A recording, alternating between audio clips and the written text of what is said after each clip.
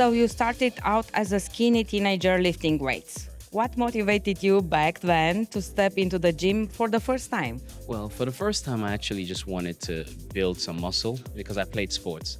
So when you play sports, gymming is part of it. Any kind of sports you play, you have to do some kind of exercise or to strengthen your sport, whether that's football, whether that's soccer. So the main thing is I got in there just to build a little bit of weight, but then I loved it. I fell in love with it, and my physique, my body took to it very well, and I started seeing results in a really short time. So I was like, wow, this is really good. It's not really in the beginning like how you are with your training or how it is. I think it's more, can you maintain that for years? Can you, because everyone wants to get in shape. If you get in shape in 2 months, it's fine, Okay. but can you keep it for a long time? So for me, I was just fortunate that one, I loved it very well, and I wanted to do it for a long time. So the next question is looking back, what was the moment you realized you are destined to be more than just fit? I mean, to become a bodybuilder and champion and everything else. Well, I'll tell you a story. When I got into training, I had a group of friends in New York, and we all decided to get into a bodybuilding show, like a local bodybuilding show. So we didn't know how to diet, pose, or nothing. I was really young. So long story short, we all worked together and we all got in really good shape.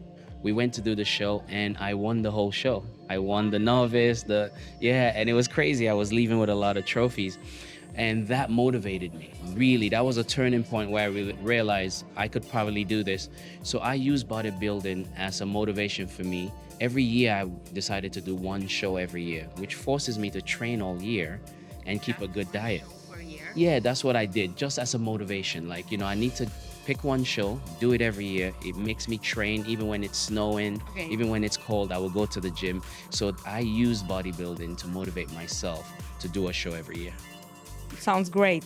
Did you ever face people doubting your potential, or how did you get over this doubts? I think we all have people that doubt us. I mean, in your field, I'm sure people doubted you. Even your parents doubt you sometimes. When you want to do something, they doubt you. So that's normal. I realized early that's normal. You're gonna get a lot of doubters and a lot of haters, but it's how you channel that. Do you use that as a motivation, or do you get sad and go and cry about it? For me, I use it as a motivation. If you don't think I can do it, then maybe let me show you. So I just use that as a motivation to do better and better and better. And the more doubters I have, the more I am even more persistent on making sure I prove them wrong. Great. Your shredded 8 pack is legendary. What's your core training philosophy for building and maintaining such a physique? Very good question. I've been very blessed and fortunate not to have any major injuries. And I think one of the main reasons for that is my core training. I do what is called fasted core first thing in the morning. So when I wake up, I would have my cup of coffee and I would train my abs for like 20 minutes. I'll pick 3 or 4 exercises, do 50 reps each or something, and that's one set, and I'll do 3 or 4 sets like that. It takes me about 20 minutes, but that has nothing to do with my regular training. So I think over the years, because I've been always doing that, I've strengthened my core. When we talk about core, people think it's just abs. Right. It's not just abs, it's your whole core. So that means strengthening your lower back as well, so you don't have any spinal problems. So if you can train your body and train your core and do it first thing in the morning, I think it would help you in the long run. And the reason why you do it first thing in the morning is because you haven't eaten anything. So you can actually contract your abdominal muscles when you train them without any food. If you eat a lot of food, it's hard to like do crunches. So I do it first thing in the morning. And sometimes when I train during the day, after my workout, I'll do them again. So it really depends. Sounds great. How do you keep pushing your limits after decades of the gym? I mean, how do you keep going on? Well, the thing is about consistency. When I was younger, I used to train heavy and squat 4 or 5 plates or whatever. Now it's more consistency and training smart. So for me, I just know that it's something that I love to do. It's a passion. If you have passion for something, you never lose it. It's really that simple. So when you have a passion for something, if you train and you stop, you train and you stop, you don't have passion. You're just doing it just to be in shape, right? Right. But when you have passion for it, You can be 80 years old, you still be doing your dumbbell curls. So Right. keep that passion and keep the fire burning all the time. Simple. We have a champion, a European champion in Romania Okay. from Constanța. It's called Navasile. We tell them Uncle Vasile or something like this. He's 78 years old. Really? Yeah, yeah. And Talking about he patience. still trains. Yeah, he See still that? trains and he still competes. I mean, that's great. And that goes to show when you have that Yeah. passion, you can do it till you're 70, 80 years old. It doesn't change. That's right. Yeah. Two more questions. Sure. Okay, that's a good one. I remember that. You defined the expectations of what many believed a natural bodybuilder could achieve. What does that accomplishment mean to you personally?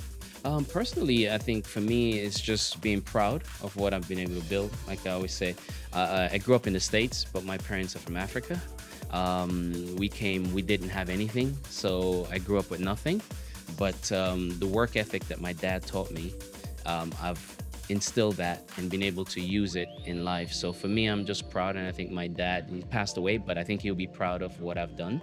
And I think you just have to, if you grow up with good parents and they instill good values in you and good work ethic, it will stay with you for a long time. So I'm thankful for that. I didn't have money and riches when I was younger, but the work ethic I learned from my mom and dad, I think has taken me a long way.